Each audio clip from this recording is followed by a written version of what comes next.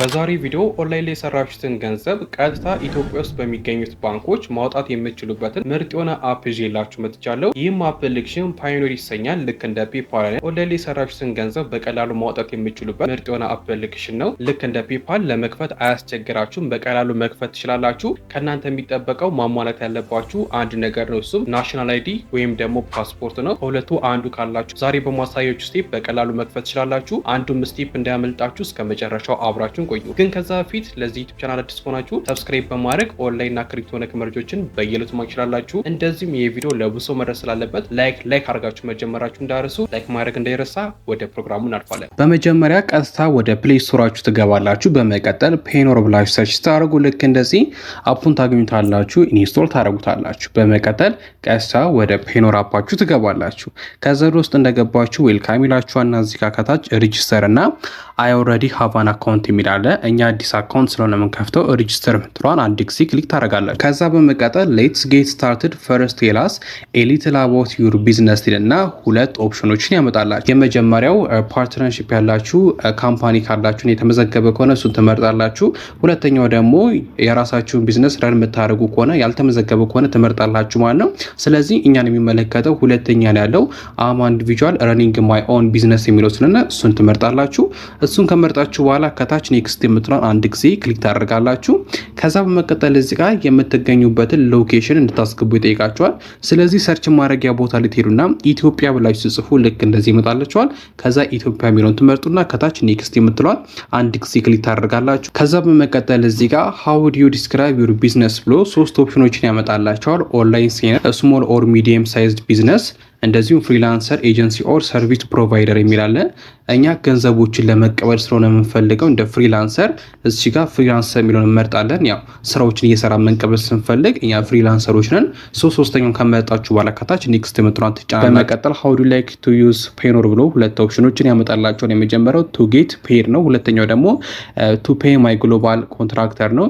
እኛ የምንፈልገው ክፍያዎችን ለመቀበል ስለሆነ የመጀመሪያው ቱ ጌት ፔድ የሚለውን ትመርጣላችሁ። ከዛ ከታች ኔክስት ምትሏን ትጫናላችሁ ማለት። በመቀጠል ግሬት ናው ሌትስ ጌት ዩር ሴትአፕ ዊዝ ፔኖር ብሎ ያመጣላችኋል። ከዛ ከታች ኦኬ ብትሏን አንድ ጊዜ ክሊክ ታደርጋላችሁ ማለት ነው። ከዛ በመቀጠል ቀጥታ ወደ ፔኖር ዌብሳይት እያስገባቸው ማለት ነው። እና እዚህ ጋር ሬጂስተር ለማድረግ መሞላት ያለባቸው ብዙ ነገሮች አሉ። ከዚህ በኋላ የማሳያችሁን ነገር በጥንቃቄ በደንብ አድርጋችሁ መከታተላችሁን እንዳረሱ። የመጀመሪያው የተመዘገበ ቢዝነስ አላችሁ ነው ብሎ የሚጠይቃችሁ። ስለዚህ መጀመሪያ ላይ ኖ ማይ ቢዝነስ ኢዝ ናት ሬጂስተር ምትሏን ትመርጣላችሁ። ከዛ ወረድ ስትሉ ደግሞ ከዚህ በኋላ የተዘረዘሩትን በጠቅላላ በእንግሊዘኛ እንድመልሱ ብሎ እዚህ ጋር ሪኳየርመንት አስቀምጧል። ስለዚህ እያንዳንዱ ነገር ስፔሊንግ ሳትሳሳቱ መሙላት አለባችሁ። ከዚህ በኋላ የምትሞላችሁን ነገሮች ጠቅላላ የመጀመሪያው ምንድነው ፈርስት ኔም የሚለው እዚህ ጋር ስማችሁን ትጽፋላችሁ በእንግሊዘኛ የራሳችሁን። ከዛ በመቀጠል ላስት ኔም ላይ ደግሞ ትሄዱና የአባታችሁን ስም ትጽፋላችሁ። በመቀጠል ኢሜል አድሬስ ቦታ ላይ ትሄዱና ደግሞ ኢሜላችሁን ታስገባላችሁ። ከዛ በድጋሚ ሪኢንተር ኢሜል ይላችኋል። በድጋሚ እዚህ ጋር ኢሜላችሁን ታስገባላችሁ።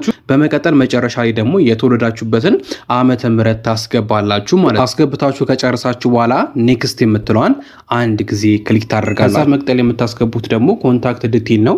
የመጀመሪያው ካንትሪ ነው ኢትዮጵያ ብሎ ራሱ አውቶማቲካሊ ያስገባል። ከዛ ሁለተኛ ላይ ስትሪት ኤንድ ነምበር የሚላለ እዚህ ጋር ደግሞ የምትገኙበትን ስትሪት አድሬስ ታስገባላችሁ።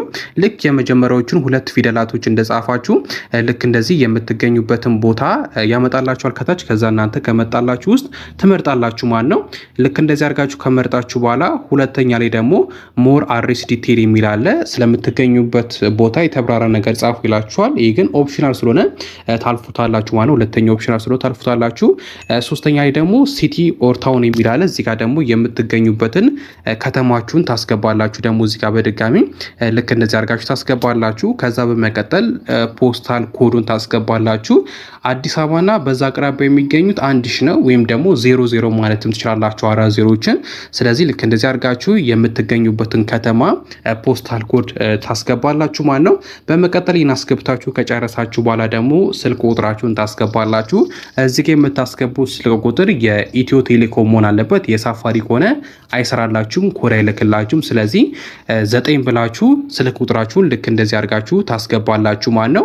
ስልክ ቁጥራችሁን ካስገባችሁ በኋላ ከታች ሴንድ ኮድ የምትላለች አይደለ? እሷን አንድ ጊዜ ክሊክ ክሊክ ታደርጋላችሁ። እሷን በምትጫኑበት ጊዜ ቀጥታ በስልክ ቁጥራችሁ ቬሪፊኬሽን ኮድ የሚልክላችሁ ይሆናል ማለት ነው። ልክ እንደዚህ ቬሪፊኬሽን ኮድ ካላከላችሁ በኋላ ኮዷን ኮፒ ታደርጋላችሁ። ከዛ በመቀጠል እዚህ ጋር ቦክስ ውስጥ ሄዱና የላከላችሁን ቬሪፊኬሽን ኮድ ፔስት ታደርጉታላችሁ። ከዛ በመቀጠል ኔክስት የምትለዋን አንድ ጊዜ ክሊክ ታደርጋላችሁ ማለት ነው። በመቀጠል ፕሮሰስ በማድረግ ወደ ቀጣዩ ስቴፕ የሚያስተላልፋችሁ ይሆናል ማለት ነው። በመቀጠል ደግሞ የምታስገቡት ምንድን ነው? ፓስወርድ ታስገባላችሁ። እንደዚሁም ደግሞ ሲኩሪቲ ኩዌሽኖችን ትሞላላችሁ።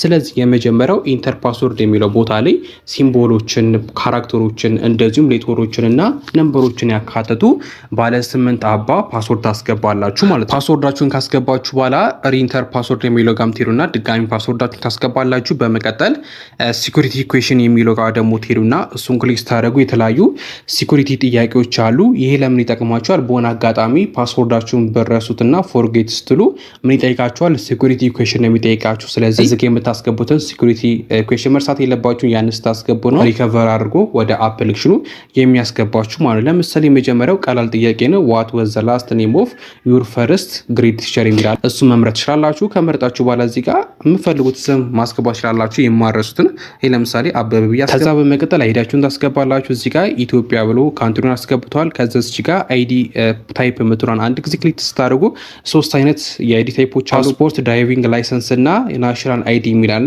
ስለዚህ ከነዚህ ውስጥ አብዛኛው ሰው የሚኖረው ናሽናል አይዲ ስለሆነ ናሽናል አይዲ መምረጥ ትችላላችሁ። ናሽናል አይዲ ከሌላችሁና ፓስፖርት ካላችሁ ደግሞ ፓስፖርት መምረጥ ትችላላችሁ። ሶ ናሽናል አይዲን ከመረጣችሁ በኋላ እዚህ ጋር ትሄዱና ደግሞ አይዲ ነምበራችሁን ታስገባላችሁ። ቀጥታ ናሽናል አይዲያችሁ ላይ ትሄዱና አይዲ ነምበሩን ታስገባላችሁ ማለት ነው። አይዲ ነምበራችሁን አስገብታችሁ ከጨረሳችሁ በኋላ ኔክስት የምትለዋን አንድ ጊዜ ክሊክ ታደርጋላችሁ። በመቀጠል እዚህ ጋር የምትሞሉት ነገር አለ። ጥንቃቄ ማድረግ ያለባችሁ አንዱንም መሳሳት የለባችሁም። እኔ የመጀመሪያው ባንክ ካንትሪ ነው ኢትዮጵያ ስለሆነ እዚህ ጋር ራሱ ኢትዮጵያ ብሎ አስገብቷል። ሁለተኛው ከረንሲ ነው፣ ብሩን የምትጠቀበሉበት የከረንሲ አይነት ነው። እኛ መንቀበል እንፈልገው በኢቲፒ ስለሆነ በኢትዮጵያ ብር ኢቲፒ ብለን እናስገባለን።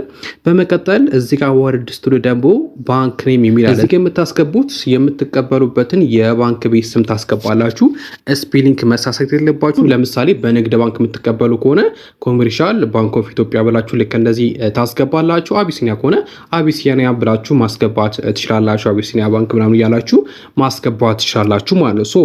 ይህን ካስገባችሁ በኋላ ደግሞ ወረድ ስሉ አካውንት ሆልደር ኔም የሚል አለ። እዚህ ጋር ያለው ስም ባንክ ከከፈታችሁ ስም ጋር መመሳሰል አለበት። አንዱም ስፔሊንግ መሳሳት የለበትም ማለት ነው። ስለዚህ እዚህ ጋር የምታስገቡት የእናንተ ስም በአካውንት ከከፈታችሁበት ስም ጋር መመሳሰል አለበት ማለት ነው።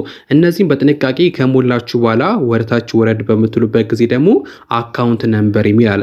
እዚህ ጋር አካውንት ነምበር የምታስገቡት የእናንተን የባንክ አካውንት ነምበራችሁን ታስገባላችሁ ማለት። ይህን ካስገባችሁ በኋላ ቀጣዩ ደግሞ ስዊፍት ኮድ ነው። ስዊፍት ኮድ ምንድነው? እያንዳንዱ ባንክ የራሱ ሆነ መለያ ስዊፍት ኮድ አለ። ለምሳሌ የንግድ ባንክ ሲቢኢ ቴታ ነው።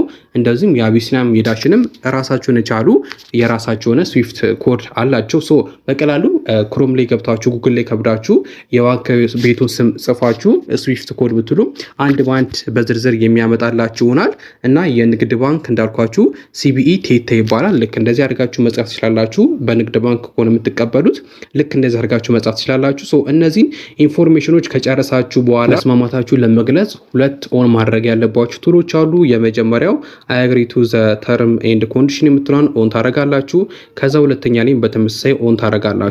እነዚህን ነገሮች ከጨረሳችሁ በኋላ ከታች ትሄዱና ሰብሚት የምትሏን አንድ ጊዜ ክሊክ ታደርጋላችሁ ማለት ነው። በመቀጠል እንደምትዩት ኮንግራቹሌሽን ብሎናል። አሁን አፕሊኬሽናችንን ሞልተን ጨርሰናል። ቀጣዩ ስቴፕ የሚሆነው እንደምትዩ ሪቪው አድርገው እነሱ አፕሩቭ እስኪያደርጉ ወይም ደግሞ እስኪያጸድቁልን መጠበቅ ነው ያለበት እና ከተቀበሏችሁ በኋላ በቀላሉ ኢሜይላችሁን በመጠቀም ቀጥታ ብሮችን ከኦንላይን ላይ ወደ ባንክ ቤታችሁ ማስተላለፍና ማውጣት ትችላላችሁ ማለት ነው።